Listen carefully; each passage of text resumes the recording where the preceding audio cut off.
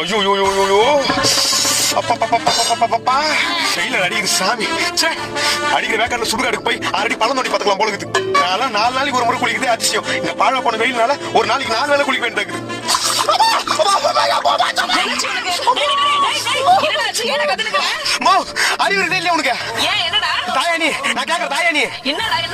அடிக்கிற வெயில குளிக்கலாம் பாத்ரூம் வந்தா பக்கெட்ல சுடு தண்ணி ஊத்தி வைப்பா.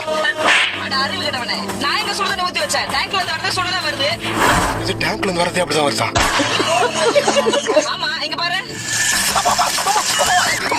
இப்படி எல்லா இடமும் சூடா இருந்தா நான் எப்படிமா இந்த வெயில குளிப்பேன்? போய் பச்சை தண்ணியாவது காய் வைமா. பைத்தியமா இவன்?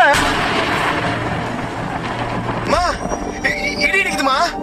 இடி இடிச்சா என்னடா இப்போ? அடிக்கிற வெப்பத்தினால மக்கள் எல்லாம் துக்கத்துல இருக்கிறப்போ திடீர்னு சில்லுன்னு மழை வந்தா எப்படி இருக்கும் தெரியுமா? ஒரு தீயில சொல்லெடுத்து ஒளி போடுற கையெழுத்து அன்னொரு வந்திருக்காடு.